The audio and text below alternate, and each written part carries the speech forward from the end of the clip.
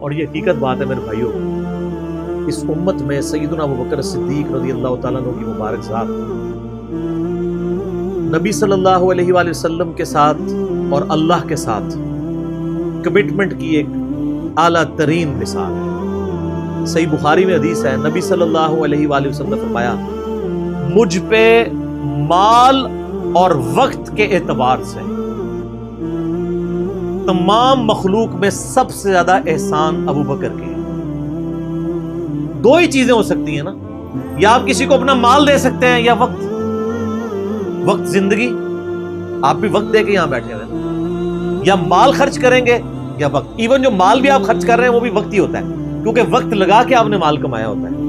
نبی علیہ السلام نے فرمایا کہ اپنے وقت اور مال کے اعتبار سے سب لوگوں سے بڑھ کے مجھ پہ احسان ابوبکر کا ہے۔ اور اگر اس کے ساتھ ہی الفاظ ہے بخاری مسلم میں، حدیث بخاری مسلم دونوں میں، اگر میں دنیا میں اپنا خلیل کسی کو بناتا تو ابوبکر کو بناتا، لیکن میں نے اپنا خلیل اپنے رب کو بنایا۔ سر توحید ہر جگہ اوپر ہے، ان صلاتی و نسکی و محیایا و مماتی للہ رب العالمین، بے شک میری نماز، میری قربانی، میرا جینا، میرا مرنا سب اللہ کے لیے۔ البتہ ابوبکر میرے دین کے اعتبار سے اور مودت کے اعتبار سے میرے دوست، میرے بھائی، لیکن خلیل اللہ کے۔ ایک استعمال کیا ہے نہیں، احسان یہ احسان ہی ہوگا نا، موسن ہی ہوگا نا، احسان بلا۔ ایک روایت ترمذی میں ہے، وہ ضعیف ہے، میں ساتھ بیان کر دوں۔ اس میں الفاظ ہیں کہ میں نے دنیا میں ہر شخص کے احسان کا بدلہ اتار دیا سوائے ابوبکر کے۔ یہ روایت اصول محدثین پہ کمزور ہے، لیکن جو میں نے روایت بیان کی ہے نا وہ صحیح بخاری کی ہے، وہ اس میں آلموسٹ فٹ ہی نہیں بیٹھتی۔ تو سیدنا ابوبکر صدیق رضی اللہ تعالیٰ نے کوئی موقع نہیں جانے دیا نبی علیہ السلام کے ساتھ اپنی کمٹمنٹ میں کہیں پہ بھی کمزوری نہیں دکھائی پوری زندگی۔ آپ کو پتہ ہے صحیح بخاری میں موجود ہے، عروہ ابن زبیر حضرت ابوبکر کا نواسہ کہتا ہے کہ میں نے عبداللہ بن عمر بن عاص سے پوچھا کہ نبی علیہ السلام پہ جو کافروں نے مصیبتیں ڈھائی تھی ان میں سے کوئی مشکل وقت ہمیں بتائیں۔ احد کا وقت تو سب کو پتہ ہے، تو انہوں نے کہا مجھے وہ وقت یاد ہے کہ مکے کا دور تھا، تو عقبہ ابن ابی معیط جس نے ایک دفعہ نبی علیہ السلام کے، صحیح بخاری مسلم میں آتا ہے کہ کندھے پہ اوجڑی لا کے اونٹ کی رکھ دی تھی، پھر سیدہ فاطمہ آئی انہوں نے ہٹائی، اس نے نبی علیہ السلام کے گردن میں ایک دفعہ چادر ڈالی، صحیح بخاری میں آتا ہے، اور اتنی زور سے کھینچی، گلا دبایا، قریب تھا کہ آپ کی مبارک آنکھیں باہر نکلا۔ اتنے میں سیدنا ابوبکر صدیق وہاں آئے اور انہوں نے اس کو مار کے ہٹایا، اور قرآن کی وہ آیت پڑھی، کیا تم ایک شخص کو صرف اس لیے مار دینا چاہتے ہو کہ وہ کہتا ہے کہ میرا رب اللہ ہے؟ واپس چلے جاؤ، ہمیں آپ سے کوئی جھگڑا نہیں کرنا۔ کیا تم اس کو نقصان پہنچاؤ گے جو یہ کہتا ہے کہ میرا رب ایک ہے؟ اور جب ہاشم قبیلے والے یہ بات سنیں گے تو کیا ہوگا؟ اس کا انجام جانتے ہو، ہزاروں لوگ مارے جائیں گے۔ اور پھر اس کے بعد جو حضرت ابوبکر کی پٹائی ہوئی وہ الگ چیز ہے، لیکن وہ اس لیول کے اوپر اپنی جان نثار کرنے کے لیے تیار ہو جاتے ہیں۔ غزوہ احد کے موقع پر صحیح بخاری میں آتا ہے کہ 12 بندے صرف نبی صلی اللہ علیہ وسلم کے ساتھ رہ گئے تھے 700 میں سے، اور ان 12 میں حضرت ابوبکر بھی شامل تھے، حضرت علی بھی تھے، حضرت عمر بھی تھے۔ اس وقت بھی کمٹمنٹ آپ دیکھ لیں، پیچھے نہیں بالکل ہٹے۔ ہر موقع پہ جہاں پہ قربانی کا موقع آیا پوری کمٹمنٹ کے ساتھ نبی صلی اللہ علیہ وآلہ وسلم کا ساتھ۔ حضرت عمر بن عاص کہتے ہیں بخاری اور مسلم دونوں میں، نبی علیہ السلام نے مجھے ایک لشکر روانہ کیا تو اس لشکر کا امیر بنایا، تو مجھے یہ زوم ہوا کہ میں حضور کا بڑا لاڈلا ہوں، تو میں نے کہا یا رسول اللہ صلی اللہ علیہ وسلم آپ کو لوگوں میں سب سے بڑھ کے محبوب کون ہے؟ تو فرمایا عائشہ سلام اللہ علیہ۔ تو میں نے کہا نہیں یا رسول اللہ میں مردوں میں پوچھ رہا ہوں، تو کہا اس کا باپ ابوبکر۔ پوچھا اس کے بعد، کہا عمر، اور پھر کہتے ہیں میں حضور سے پوچھتا گیا، آپ نام لیتے کہ میرا نام کوئی نہیں لیا، پھر میں خاموش ہو گیا کہیں میں ان بندوں میں شامل ہی نہ ہوں۔ صحیح بخاری میں آتا ہے عبداللہ بن عمر رضی اللہ تعالیٰ عنہ کہتے ہیں کہ ہم نبی علیہ السلام کی موجودگی میں یہ کہا کرتے تھے کہ رسول اللہ صلی اللہ علیہ وآلہ وسلم کے بعد سب سے افضل ابوبکر ہیں، اور پھر عمر ہے، اور پھر عثمان ہے، اور اس کے بعد ہم صحابہ میں تفریق نہیں کیا کرتے تھے کہ کون کس سے اوپر ہے، ان تینوں کے اوپر۔ لیکن یہاں پہ میں ایک ٹیکنیکل مسئلہ آپ کو بتا دوں کہ جب کبھی بھی صحابہ میں فضیلت کی بات ہو رہی ہوتی ہے نا تو وہ ایکسکلوڈنگ اہل بیت ہوتا ہے، کیونکہ صحابہ کرام بھی اہل بیت کو ایک الگ سے آئیڈینٹی تصور کرتے تھے، اور محدثین بھی، ورنہ تو ظاہر ہے کہ صحیح بخاری میں ہے، مسلم میں بھی، کہ فاطمہ میرے جگر کا ٹکڑا ہے، جس نے فاطمہ کو تکلیف دی اس نے مجھے تکلیف دی۔ سیدنا ابو بکر بھی کبھی یہ جرت نہیں کریں گے کہ کہیں کہ میں رسول اللہ کو فاطمہ سے بڑھ کے محبوب ہوں، کبھی بھی نہیں یہ جرت کریں گے۔ اس کے الٹ آپ کو حدیثیں بخاری مسلم میں مل جائیں گی، وہ ٹاپک الگ ہے۔ میں آپ کو ایک شرعی مسئلہ سمجھا رہا ہوں۔ محدثین کے ہاں، صحابہ کے ہاں، جب کبھی بھی صحابہ کی فضیلت کی بات ہو رہی ہوتی ہے تو وہ ادر دین اہل بیت ہوتا ہے، یعنی اگر یہ فضیلت کی بات ہو رہی ہے تو اس میں حضرت فاطمہ، حسن و حسین، حضرت علی شامل نہیں ہے، وہ ہاں وہ الگ سے ہے، وہ کیٹیگری الگ ہے، وہ اہل بیت کی کیٹیگری میں فال کرتی ہے۔ اور یہ اہل بیت کی کیٹیگری اتنی سٹرونگ ہے، آپ حدیث کی کتابوں میں دیکھیں گے کہ صحابہ کرام کے فضائل پہ چیپٹر الگ ہے، اہل بیت پہ الگ ہے، اور امہات المومنین پہ الگ ہے۔ ایون امہات المومنین کو بھی اہل بیت سے الگ سے ذکر کیا جاتا ہے۔ اہل بیت کی ٹرم جو محدثین کے ہاں مانی جاتی ہے، اگرچہ امہات المومنین بھی اہل بیت ہیں، لیکن وہ اسپیسیفکلی سیدنا علی، حسن حسین اور سیدہ فاطمہ کے لیے۔ تو یہ میں آپ کو کیٹیگری بتا دوں۔ تو بہرحال یہ خود مولا علی علیہ السلام کے بارے میں صحیح بخاری میں آتا ہے، محمد ابن حنفیہ نامی ایک عورت سے حضرت علی کا بیٹا تھا، اس کا نام تھا محمد۔ حضرت فاطمہ کی زندگی میں تو حضرت علی نے دوسری شادی نہیں کی، وہ صحیح بخاری مسلم میں آتا ہے، نبی اسلام نے ان کو منع کیا تھا، یہ ان کی خصوصیت تھی۔ بعد میں انہوں نے کچھ شادیاں کی، اس سے بھی اولاد ہوئی، جس میں حضرت سیدہ حنفیہ نامی ایک عورت تھی، ان سے ایک بیٹا تھا محمد ابن حنفیہ۔ صحیح بخاری میں آتا ہے حضرت ابو بکر کے فضائل کے چیپٹر میں کہ محمد ابن حنفیہ کہتا ہے کہ میں نے اپنے والد علی ابن ابی طالب سے پوچھا، ابا جان بتائیں رسول اللہ کے بعد اس امت میں سب سے افضل کون ہے؟ انہوں نے کہا ابو بکر۔ تو میں نے پوچھا اس کے بعد؟ فرمایا عمر۔ اور ان کا میں تیسری دفعہ میں نے سوچا کہ میں اگر پوچھا تو یہ عثمان کا نام لیں گے، تو میں نے کہا اس کے بعد تو آپ کا ہی نمبر ہوگا، لیکن وہ تو علی تھے نا۔ تو انہوں نے کہا کہ میں تو عام مسلمانوں میں سے، وَمَنْ أَحْسَنُ قَوْلًا مِّمَّنْ دَعَا إِلَى اللَّهِ وَعَمِلَ صَالِحًا وَقَالَ إِنَّنِي مِنَ الْمُسْلِمِينَ۔ اس سے بڑھ کر کس کی بات ہو سکتی ہے جو لوگوں کو اللہ کی طرف بلائے، خود بھی نیک اعمال کرے، اور پھر بھی کہ میں عام مسلمانوں سے مسلمان ہوں، میں بھی مسلمان ہی ہوں، بہت بڑا پیر فقیر یا کوئی اپنے آپ کو ایکسٹراڈنری نہ ماننا شروع کر۔ اس حدیث میں بھی سیدنا ابو بکر صدیق رضی اللہ تعالیٰ عنہ کی فضیلت کو خود مولا علی نے بیان کیا۔ پھر بخاری مسلم میں وہ جو حدیث ہے سقیفہ بنی ساعدہ والی، جو اختلاف ہوا تھا، اس میں آپ کو پتا ہے سیدنا علی نے بیعت نہیں کی تھی حضرت ابو بکر کی 6 مہینے تک، بخاری مسلم دونوں میں آتا ہے۔ پھر سیدہ فاطمہ بیمار ہو گئی، ان کی تیمارداری کرتے رہے، پھر سیدہ فاطمہ فوت ہو گئی، بخاری مسلم کے الفاظ ہیں۔ حضرت علی نے حضرت فاطمہ کی وفات کے بعد دیکھا کہ لوگوں کا رجحان ان سے کم ہونا شروع ہو گیا۔ جب تک حضرت فاطمہ زندہ تھی تو ظاہر ہے نبی اسلام کا ایک وہ معاملہ تھا، تو پھر انہوں نے حضرت ابوبکر کو پیغام بھیجا کہ آپ میرے گھر آئیں اور اپنے ساتھ کسی کو نہیں لے کے آنا۔ اس حدیث کو روایت سیدہ عائشہ کر رہی ہے، اور حدیث بخاری میں بھی ہے، مسلم میں بھی۔ اور اما عائشہ کہتی ہیں کہ سیدنا علی کی یہ خواہش تھی کہ حضرت عمر نہ جائیں، کیونکہ ان کے مزاج میں ذرا تیزی تھی۔ تو حضرت ابوبکر حضرت علی کے گھر جانے لگے تو حضرت عمر نے روک لیا، ان کا آپ کو میں اکیلے نہیں جانے دوں گا۔ ہائے ہائے، ابو بکر تو پھر ابو بکر ہے نا۔ انہوں نے کہا اللہ کی قسم نبی کے گھر والوں سے ہمیں کوئی شر کی امید نہیں ہے۔ ان کو تھا کہیں بلا کے ایجنسیوں کے ہاتھوں گرفتاری نہ کروا دے، آج کے دور میں بات کروں تو حضرت بکر اکیلے گئے۔ سیدنا علی نے حضرت بکر سے کہا کہ اللہ نے جو آپ کو ہم پہ فضیلت دی ہے اس امر خلافت، ہمیں آپ سے کوئی حسد نہیں، لیکن نبی علیہ السلام کی قربت کے ناطے اور آپ کے اہل بیت ہونے کے ناطے ہم یہ سمجھتے ہیں کہ ہمیں اس مشورے میں شامل کرنا چاہیے تھا۔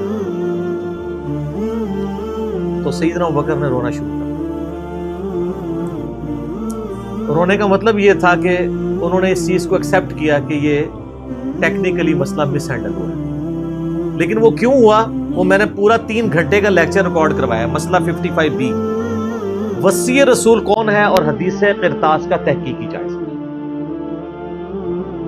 جب رونا شروع کیا تو سیدنا علی نے کہا کہ بس اب میں آپ کی اعلانیہ بیعت کروں گا. بارے میں کہ آپ رسول اللہ کے خلیفہ ہیں. اپنا ہاتھ آگے بڑھائیں تاکہ میں بیعت کر سکوں. یہ ہے للہیت. ورنہ وہ کہتے ہیں کہ ابوبکر میں بیعت کرتا ہوں، باہر جا کے بتا دینا. یہ کام ہوتا تو اکڑ والا ہوتا، لیکن وہ تو علی تھے. اکڑ تو دور دور تک نہیں تھی، زہد تھا، عاجزی تھی، اللہ کا تعارف تھا. کہا میں اعلانیہ بیعت کروں گا آپ کی. آج کے ہوتے تو کہتے جی باہر جا کے آپ بتا دیں، میں ایک ٹویٹ کر دوں گا پیچھے سے کہ بس ہو گئی ہے ہمارا آپس میں. ظہر کے وقت بخاری مسلم کے الفاظ ہیں، سیدنا ابوبکر نماز کے بعد ممبر پہ چڑھے اور حضرت علی کے فضائل بیان کیے، اور پھر بیان کیا کہ ان کے بیعت نہ کرنے کی وجہ کیا تھی، اور پھر ممبر سے نیچے اتر آئے. پھر حضرت علی ممبر پہ چڑھے اور حضرت ابوبکر کے فضائل بیان کیے اور اپنے بیعت نہ کرنے کی وجوہات بتائیں، اور پھر اعلانیہ بیعت کی، اور حضرت علی ممبر سے اترے تو تمام مسلمان پھر حضرت علی سے خوش ہو گئے کہ انہوں نے اس مسئلے میں قربانی والا معاملہ کیا.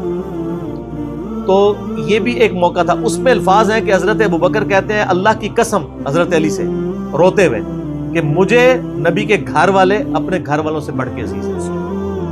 اور آپ کو مزے کی بات بتاؤں، صحیح بخاری میں ایک کرٹیکل حدیث ہے حسن حسین کے چیپٹر کے اندر، امام بخاری نے ڈالی ہے. وہ امہات المومنین کے چیپٹر میں نہیں ہے، حسن حسین والے چیپٹر میں، کہ حضرت ابوبکر کہتے ہیں کہ رسول اللہ کے قرب کو ان کے اہل بیت کے قرب میں تلاش کرو. کون کہہ رہے ہیں؟ حضرت ابوبکر. اور اہل بیت سے مراد کون؟ سیدنا حسن حسین. کیونکہ امام بخاری نے اس حدیث کو، حضرت ابوبکر کے قول کو، حضرت حسن حسین والے چیپٹر میں لیا کہ محمد صلی اللہ علیہ وآلہ وسلم کی قربت کو ان کے اہل بیت کی قربت میں تلاش کرو. تو سیدنا ابوبکر صدیق رضی اللہ تعالیٰ عنہ کو نبی علیہ السلام سے نسبت رکھنے والی ہر چیز بڑی بڑھ کر محبوب تھی، چاہے وہ آپ کے اہل بیت ہوں یا آپ صلی اللہ علیہ وآلہ وسلم کی قریبی کو رشتہ دار ہوں، ہر معاملے میں. اس لیے آپ دیکھیں نا، کمپرومائز آپ کو کہیں نظر نہیں آتا. سر بخاری میں آتا ہے کہ صلح حدیبیہ کے موقع پر حضرت عمر سے بھی تھوڑی سی مس ہینڈلنگ ہو گئی تھی. یا رسول اللہ ہم کیا حق پہ نہیں ہیں، پھر دب کے کیوں صلح کر رہے ہیں؟ حضور نے فرمایا کہ میں اللہ کا پیغمبر ہوں. پھر بھی تسلی نہیں ہوئی، حضرت ابوبکر کے پاس آئے، پھر حضرت ابوبکر نے ڈانٹا. یا عمر، وہ اللہ کے رسول ہیں، وہ وہی کرتے ہیں جو اللہ حکم دیتا ہے، تو وہ جو کچھ کہیں اسے بلا شک مان لو. کہ عمر وہ اللہ کے پیغمبر ہے. اور حضرت عمر کہتے ہیں مجھے پوری زندگی اس چیز کا غم رہے گا کہ میں نے بڑی جرأت دکھائی. الٹیمیٹلی ثابت ہوا کہ صلح حدیبیہ والا جو معاملہ تھا وہ مسلمانوں کے حق میں شامل ہوا. لیکن حضرت ابوبکر کا آپ ایمان کا لیول دیکھیں کہ وہ سرکمسٹانسز پہ نہیں جاتے تھے. وہ کہتے تھے اللہ کے پیغمبر نے فیصلہ کیا، الٹیمیٹلی اسی میں خیر ہوگی. ان کا ایمان اس لیول کا تھا کہ وہ عقلی دلائل کو بعد میں رکھتے تھے. اور وہاں پہ بھی آپ کو نظر آیا، اور انہوں نے حضرت عمر کو کہا کہ عمر وہ اللہ کے پیغمبر ہیں، جو فیصلہ کر رہے ہیں وہ ٹھیک ہے. اسی لیے ہر مسئلے میں آپ کو احتیاط کا پہلو نظر آتا ہے. پھر بخاری میں آتا ہے جب مرتدین زکوٰۃ تھے، حضرت عمر جیسے لوگ بھی کہہ رہے تھے اتنے مازوں پہ آپ جنگ نہ کھولیں، پہلے کچھ قبائل مرتد ہو گئے ہیں، رومن امپائر چڑھی دوڑی ہے، پرشین امپائر کے ساتھ ہم نے سارے معاملات شروع کیے ہوئے ہیں، اتنے مازوں پہ ہم کیسے لڑیں گے؟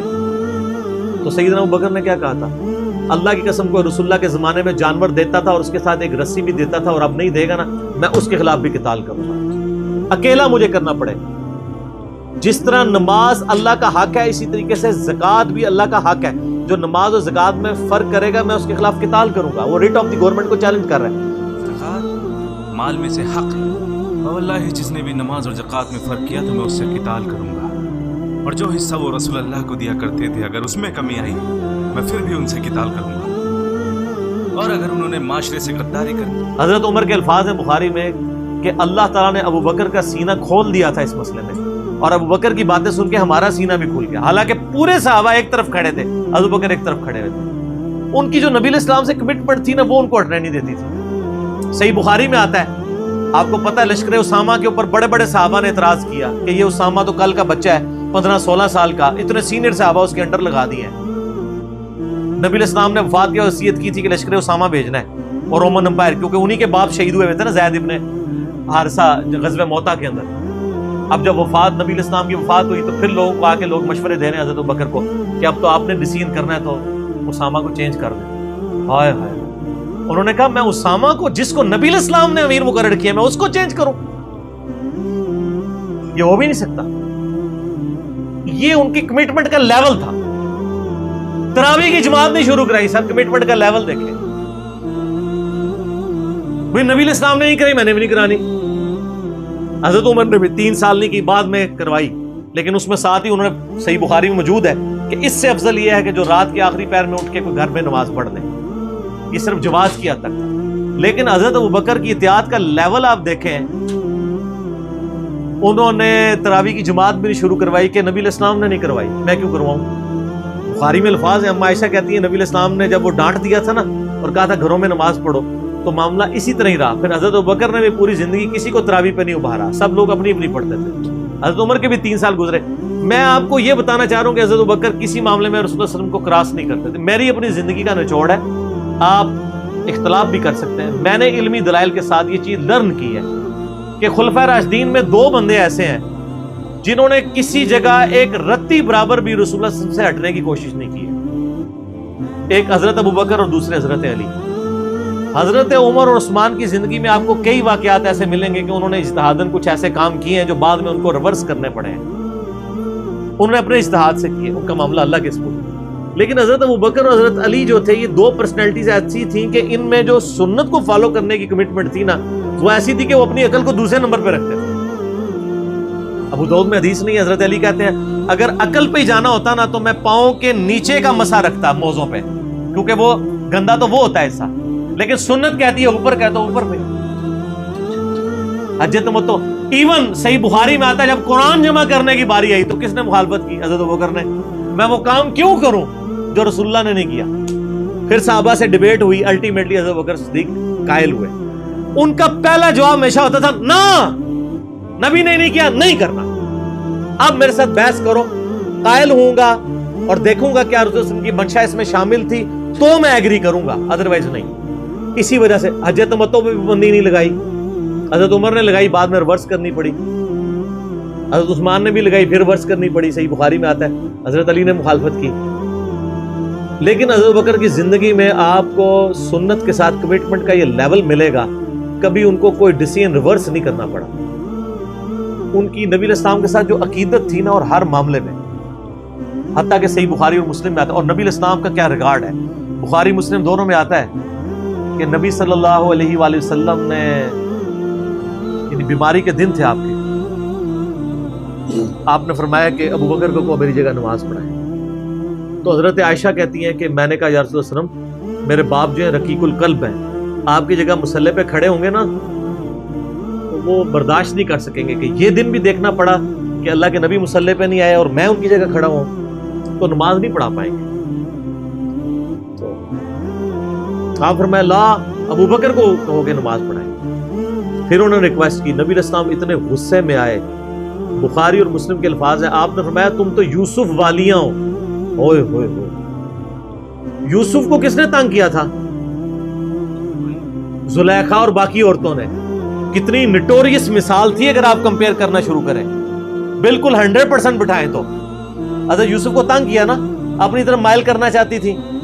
یہاں پہ وہ والا نیگیٹو پہلو نہیں تھا, لیکن یہاں پہ نبی علیہ السلام نے اپنی بیویوں کو کیا کہا, تم بھی یوسف والیاں ہو. جس طرح ان عورتوں نے یوسف کو اپنی مرضی کے مطابق چلانے کی کوشش کی تھی, تو مجھے اپنی مرضی کے مطابق چلا رہی ہو. ابو بکر کو کہو کہ نماز پڑھائیں. اتنی کمٹمنٹ.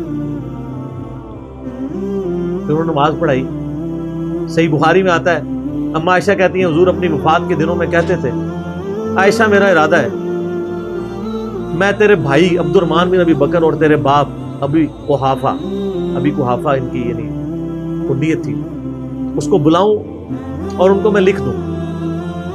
مجھے خطرہ ہے کہ میرے بعد کوئی ڈیمانڈ کرے گا, لیکن اللہ اور میری امت ابو بکر کے علاوہ کسی کے لیے راضی نہیں ہوگی. یہ تو بعد میں پتہ چلا نبی علیہ السلام اشارتاً کیا بات کر رہے تھے, امر خلافت. اس حدیث کے تحت میں نے 55B مسئلے میں بتایا کہ نبی علیہ السلام اگر اپنی زندگی میں کسی کو خلیفہ نامزد کرتے تو حضرت ابو بکر کو کر کے جاتے, کیونکہ نبی علیہ السلام بادشاہ نہیں تھے, اللہ کے پیغمبر. آپ اپنے خاندان میں کبھی بھی یہ معاملہ نہیں کر سکتے، اور یہ بات صحابہ کرام کو پتہ تھی، لیکن جب اللہ نے آپ کو گارنٹی دی کہ اللہ اور میری امت ابو بکر کے علاوہ کسی پہ راضی نہیں ہوگی، تو پھر نبی الاسلام نے اس مسئلے کو ان اٹینڈڈ چھوڑ دیا۔ بخاری میں ہی آتا ہے، ایک عورت حضور کے پاس آئی اور کہا یا رسول اللہ آپ فوت ہو جائیں اور میں اس کے بعد آؤں اور آپ کو نہ پاؤں، تو فرمایا ابو بکر سے مل کر میرے بعد۔ اشارے تو کافی آپ نے چھوڑے ہوئے تھے اس حوالے سے۔ صحیح بخاری مسلم میں حدیث ہے، نبی علیہ السلام ایک باغ میں بیٹھے تھے، ابو موسیٰ اشعری کہتے ہیں دروازے پہ دستک ہوئی، آپ نے فرمایا جو کوئی بھی ہے اسے جنت کی بشارت دے دو۔ کہا دروازہ کھولا سیدنا ابو بکر، میں نے کہا رسول اللہ صلی اللہ علیہ وسلم نے جنت کی بشارت دی، تو انہوں نے کہا تکبیر بلند کی اور اللہ کا شکر ادا کیا، اللہ اکبر کبیرہ والحمدللہ کثیرہ۔ نبی علیہ السلام کنویں کی منڈیر پہ بیٹھے ہوئے تھے، آپ نے ابو بکر کو اپنی دائیں جانب بٹھا لیا ٹانگیں لٹکا کے، وہ جو پرانے زمانے میں بڑے کنویں ہوتے تھے نا، چھوٹی سی دیوار باہر نکلی ہوئی ہوتی۔ پھر تھوڑی دیر بعد دستک ہوئی، آپ فرمایا اب بھی جو آتا ہے جنت کی بشارت دے دو۔ دروازہ کھولا سیدنا عمر، ان کو بشارت دی، انہوں نے بھی پھر اللہ کی حمد اور تکبیر بلند کی۔ پھر تیسری دفعہ دستک ہوئی، فرمایا اب جو کوئی ہے اسے جنت کی بشارت دو، لیکن ان مصیبتوں اور پریشانیوں کے ساتھ جو اسے آئیں گی۔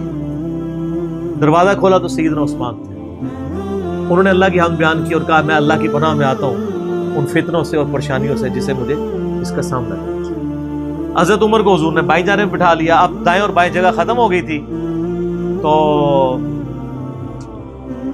حضرت عثمان سامنے آ کے بیٹھ گئے۔ راوی کہتے ہیں کہ میں نے اس سے یہ رزلٹ نکالا ہے کہ ابو بکر و عمر رسول اللہ کے ساتھ دفن ہوں گے اور حضرت عثمان کی قبر رسول اللہ کے سامنے بنے گی۔ سر آج بھی میں حضرت عثمان غنی کی قبر مبارک پہ کئی دفعہ حاضر ہوں، ایگزیکٹ روضہ شریف کی سیدھ میں قدموں کی جانب، اور ابو بکر عمر ساتھ ہیں۔ قبر رسول پہ میری حاضری والا لیکچر بھی ہے، میں نے باقاعدہ اس میں نقشہ بتایا ہے کہ کس طریقے سے قبریں ہیں۔ یہ بہت بڑی فضیلت ہے کہ سیدنا ابو بکر عمر نبی الاسلام کے ساتھ دفن ہوئے اس جنت کے ٹکڑے میں، جو بخاری میں حدیث ہے میرے گھر سے میرے ممبر تک جنت کے ٹکڑوں میں سے ایک ٹکڑا ہے، اور امام بخاری نے باب باندھا ہے قبر رسول سے ممبر رسول جنت کا ٹکڑا ہے۔ اسی جنت کے ٹکڑے میں سیدنا ابو بکر عمر کی قبر ہے نبی علیہ السلام کے ساتھ، اور الٹیمیٹلی سیدنا عیسیٰ ابن مریم کی قبر بھی وہاں پہ بنے گی۔ یہ قبریں اس طرح ہیں کہ نبی علیہ السلام کی قبر مبارک سب سے آگے آئی ہوں، یعنی جب ہم حاضری دیتے ہیں تو قبلے کی رخ ہماری پیٹھ ہوتی ہے، تو روضہ شریف کی طرف ہمارا یعنی مبارک جالیوں کی طرف ہمارا رخ ہوتا ہے، تو سب سے آگے نبی علیہ السلام کی قبر ہے۔ نبی علیہ السلام کا جہاں پہ آپ سمجھ لیں سینے کا نچلا ناف والا حصہ بنتا ہے نا، وہاں حضرت ابو بکر کا سر ہے اور ان کی ٹانگیں اور آگے، یعنی ادبن ان کو تھوڑا پیچھے کر کے دفنایا گیا، یہاں سے بھی پیچھے اور ادھر سے بھی سیدھ میں نہیں، اور جہاں حضرت ابو بکر کی ناف آتی ہے وہاں حضرت عمر کا سر ہے، اور وہ اس کی ایسے یہاں ایک جگہ خالی ہے، وہ حضرت عیسیٰ ابن مریم کی قبر بن رہی ہے، المستدل علاقے میں بھی ہے، جامع ترمذی میں بھی اشارتاً موجود ہے۔ تو یہ قبریں ہیں، 7 دفن ہیں، اور جامع ترمذی میں حدیث ہے نبی علیہ السلام نے فرمایا اے ابو بکر تم میرے یار غار بھی ہو اور حوض کوثر پہ بھی میرے یار ہو، صحیح سند کے ساتھ۔ یار غار کا ذکر تو سورہ توبہ میں موجود ہے، ثانی اثنین، جب وہ دونوں غار میں تھے، اور جب نبی علیہ السلام قرآن کے الفاظ ابو بکر کو کہتے تھے کہ مت خوف کھاؤ ہمارا رب ہمارے ساتھ ہے۔ صحیح بخاری میں آتا ہے کہ حضرت بکر نے کہا یا رسول اللہ وسلم اگر کفار نے اپنے پاؤں کی جانب سے یوں دیکھ لیا تو ہم دونوں نظر آ جائیں گے، تو ان کا ابو بکر تمہیں غم کھانے کی ضرورت نہیں، تمہارا ان کے بارے میں کیا خیال ہے، ان دونوں کے بارے میں جن کے ساتھ تیسرا اللہ ہو، تو وہیں سے آپ دیکھ لیں۔ صحیح مسلم میں ایک حدیث ہے کہ نبی صلی اللہ علیہ وآلہ وسلم ایک دفعہ ہیرا پہاڑ کے اوپر چڑھے، آپ کے ساتھ سیدنا ابو بکر عمر عثمان اور علی اور طلحہ اور زبیر تھے۔ آپ نے فرمایا وہ جو پہاڑ تھا ہیرا پہاڑ وہ بھی وجد میں آ گیا ہوگا، ہلنا شروع کر دیا۔ آپ نے فرمایا تھم جا، تجھ پہ اس وقت نبی صدیق اور شہداء کے سوا کوئی نہیں ہے، یعنی نبی کون؟ خود نبی صلی اللہ علیہ وآلہ وسلم، صدیق کون؟ سیدنا ابو بکر صدیق، اور باقی سارے شہداء، حضرت عثمان، حضرت علی، طلحہ اور زبیر، سارے شہید ہوئے۔ اچھا یہ صدیق کا لقب بھی ثابت ہے، بخاری مسلم میں آپ کو ویسے تو سیدنا ابو بکر کے نام کے ساتھ صدیق ملے گا، یہ لقب پڑا کہاں سے تھا؟ وہ دلائل النبوہ امام بیہقی کی کتاب میں بھی ہے، سنن طبرانی کے اندر بھی، اور کئی کتابوں میں موجود ہے، صحیح ابن حبان میں، ابن خزیمہ میں، کہ معراج کے موقع کے اوپر جب نبی صلی اللہ علیہ وآلہ وسلم نے بتایا کہ راتوں رات اللہ نے مجھے بیت المقدس سے تک، خانہ کعبہ سے بیت المقدس اور وہاں سے آسمانوں کی سیر کروائی ہے، تو آپ کو سیدنا ابوبکر کو آ کے کافروں نے کہا کہ دیکھو تمہارا ساتھی کس طرح کی باتیں کر رہا ہے، تو انہوں نے کہا کہ ہم نے نبی صلی اللہ علیہ وسلم کے کہنے پہ اتنی بڑی بڑی چیزیں مان لی ہیں، تو یہ کہہ رہے ہیں تو یہ بھی ٹھیک بات ہے، تو یعنی وہ تصدیق کرنے والے بنے، اس وجہ سے ان کو صدیق کہا جاتا ہے۔ ویسے تو قرآن حکیم میں انبیاء کے بعد جو درجہ آیا ہے من النبیین والصدیقین والشہداء والصالحین، وہ بھی الگ سے ہے اس حوالے سے۔ ابو بکر کا مطلب یہ ہر کام میں پہل کرنے والا، اور جامع ترمذی میں حدیث ہے نبی علیہ السلام نے فرمایا ابو بکر عتیق ہے، آگ سے آزاد کیا گیا۔ پھر جو اشرم مبشرہ والی 10 صحابہ کو ایک مجلس میں جنت کی بشارت ہے، اس میں پہلے نمبر پہ ابو بکر فی الجنہ، عمر فی الجنہ، عثمان فی الجنہ، علی فی الجنہ، طلحہ فی الجنہ، زبیر فی الجنہ، عبد الرحمن بن عوف فی الجنہ، ابو عبیدہ ابن جرح فی الجنہ، سعید ابن زید فی الجنہ، سعد ابن ابی وقاص فی الجنہ۔ یہ 10 کے 10 صحابہ کو ایک مجلس میں جنت کی بشارت ملی۔ سیدنا ابوبکر کی نبی علیہ السلام کے ساتھ کمٹمنٹ کا آپ لیول دیکھیں کہ مزاج آپ کو پتہ بڑا نرم تھا، لیکن جہاں نبی علیہ السلام کا معاملہ آتا تھا تو آپ سے زیادہ مضبوط شخص کوئی نہیں۔ مضبوطی کا تعلق جسم کے مضبوط ہونے سے نہیں ہوتا، ایمان کے مضبوط ہونے سے۔ منکرین زکوٰۃ کے خلاف، مسلمہ کذاب کے خلاف بڑے بڑے لوگوں کے اس وقت پاؤں جب لڑکھڑانے لگے ہیں تو سیدنا ابوبکر نے فرنٹ سے لیڈ کیا۔ عرب قبائل جو مرتد ہوئے تھے، عرب کی سرزمین میں جتنے فتنے ہیں 2 سال میں حضرت ابوبکر نے دبا دیے ہیں۔ حضرت عمر اس وقت خلیفہ بنے جب عرب کے فتنے ختم ہو چکے تھے، بلکہ اپنے دور میں ہی سیدنا ابوبکر نے رومن اور پرشین امپائر کی طرف بھی، وہ سر عمر سیریز دیکھ لو نا، پھر سب کو پتہ چل جائے گا، بھیج دیے تھے کام، سٹیبل کیا عرب کی سرزمین۔ جنگ یمامہ ہوئی مسلمہ کذاب کے خلاف سیدنا ابوبکر کے دور میں، ان کے پاؤں کہیں لڑکھڑائے نہیں۔ صدیق رضی اللہ تعالیٰ عنہ کی کمٹمنٹ نبی علیہ السلام کے ساتھ، اور پھر آپ دیکھیں کہ صحابہ میں سب سے زیادہ مضبوط اعصاب کا مالک حضرت ابوبکر تھے۔ صحیح بخاری میں آتا ہے جب نبی علیہ السلام کی وفات ہوئی تو حضرت عمر نے تلوار نکال لی کہ میں اس کی گردن کاٹ دوں گا جو کہے گا کہ نبی علیہ السلام فوت ہو گئے۔ اللہ تمہاری زبانیں کاٹ دے گا جس نے بھی یہ کہا کہ رسول اللہ صلی اللہ علیہ وسلم نہیں رہے۔ نہ، ان کا یہ عقیدہ تھا کہ جس طرح موسیٰ علیہ السلام 40 دن کے لیے کوہ طور پہ گئے، نبی علیہ السلام بھی ڈورمنٹ پوزیشن میں چلے گئے، واپس آ جائیں گے، کیونکہ انہوں نے نبی علیہ السلام سے سنا تھا کہ رومن اور پرشین امپائر گرے گی، تو وہ یہ فورس ہی کرتے تھے ابھی تو کیسرو کسرا کی جنگیں ہم نے لڑی نہیں ہیں، تو حضور اس سے پہلے کیسے دنیا سے جا سکتے ہیں؟ لیکن اللہ نے تو آپ کو پروفٹ بنوانا تھا نا، کہ آپ کے جانے کے بعد فتوحات کروانی تھی، تاکہ پتہ چلے کہ پیچھے اللہ کھڑا ہے۔ اپنی زندگی میں تو بڑے بڑے بادشاہوں نے فتوحات کی ہیں، نبی علیہ السلام کی تو دعوت کا کلائمیکس حضرت ابوبکر اور پھر حضرت عمر عثمان و علی کے دور میں جا کے ہوا ہے، جبکہ عرب قبائل بھی مرتد ہو گئے ہیں، تب بھی اللہ کے پیچھے سپورٹ تھی۔ والذی ارسل رسولہ بالہدی ودین الحق لیظہرہ علی الدین کلہ ولو کرہ المشرکون، اللہ نے اس کو دین کو غالب کرنا تھا۔ تو بخاری کے الفاظ ہیں، حضرت عمر نے کہا میں اس کی گردن اتار دوں گا۔ حضرت ابوبکر آئے، انہوں نے حضرت عمر کو دیکھا، اگنور کر کے سیدھا حجرہ عائشہ میں گئے، نبی علیہ السلام کے مبارک کفن کو ہٹا کے آپ کے ماتھے پہ بوسہ دیا اور کہا یا رسول اللہ، اللہ آپ پہ 2 موتیں جمع نہیں کرے گا، ایک موت تو سب کے نصیب ہے، اب تو ہمیشہ کی زندگی آپ کو اللہ نے آخرت کی دے دی ہے۔ اور پھر باہر نکلے، حضرت عمر کو کہا کہ عمر بیٹھ جاؤ، حضرت عمر نے بات نہیں سنی، تو حضرت بکر ممبر کی طرف چڑھے، ممبر پہ چڑھے اور لوگوں سے کہا کہ عمر کو اس کے حال پہ چھوڑ دو۔ حدیث کے الفاظ ہیں کہ لوگ حضرت بکر کا ریگارڈ باقی اصحاب سے زیادہ کرتے تھے، حضرت عمر کو تنہا چھوڑ کے لوگ حضرت ابوبکر کی طرف متوجہ ہو گئے۔ پہلے وہ جو سارا میلہ ان کے گرد لگا تھا شفٹ ہو گیا، تو انہوں نے حمد و صلات کے بعد انہوں نے کہا اما بعد فمن كان يعبد محمدا فإن محمد قد مات۔